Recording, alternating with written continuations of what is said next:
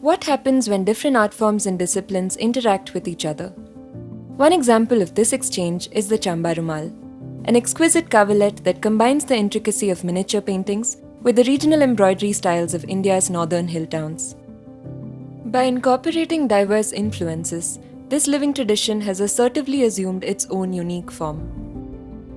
Between the 16th and 19th centuries, major traditions of miniature painting developed in Mughal, Rajput, and Deccani workshops. High in the sub-Himalayan hills of Punjab, Himachal Pradesh, and Kashmir, these developed their own particularities and came to be known as Pahadi paintings. Ranging from the bright and expressive paintings of Basoli to the delicate style of Kangra, these paintings, among other influences, inspired women practicing embroidery, primarily those at leisure in domestic spaces. They replicated the paintings on malmal cotton rumals, which translates to coverlets or handkerchiefs, using fine needlework in silk and metallic yarn. The rumals are often square or rectangular and typically do rukha, which means they feature similar designs on either side with no visible knots. They were embroidered expertly, mainly with a double satin stitch, and used mostly as coverings for gifts or offerings.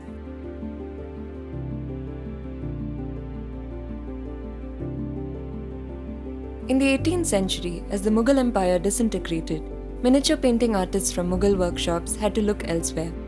Many found patronage under the rulers of Chamba in present-day Himachal Pradesh and the surrounding hill kingdoms.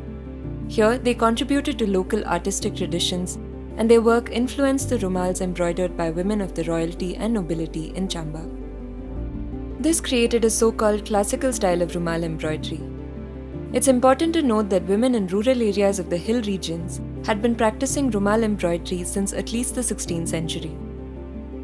The classical style merged the technique of this pre-existing tradition with the motifs of Pahadi paintings. Unlike the older tradition, the outlines of the scenes on these courtly rumals were not drawn by the embroiderer herself, but by the miniature artists, who also suggested a more muted color palette borrowed from the paintings.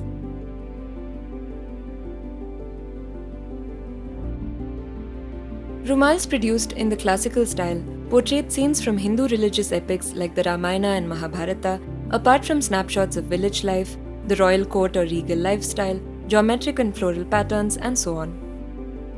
They often borrowed from the narratives and compositions of Pahadi miniatures.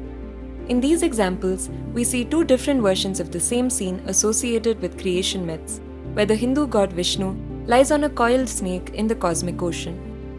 Krishna, one of Vishnu's incarnations, also makes repeated appearances on the rumals, often in depictions of the Ras Leela, a dance featuring the god and the milkmaids or gopis who are enamored by him. Notice that the human figures are shown in side profile across both mediums.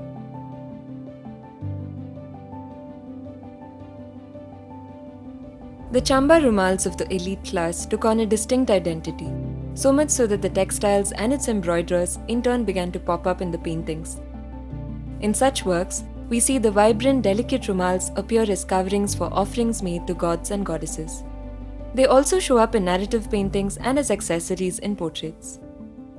The parallels between the miniature paintings and embroidered rumals of the Chamba court show us how art forms can flourish in conversation with each other and sometimes give rise to new forms of expression altogether.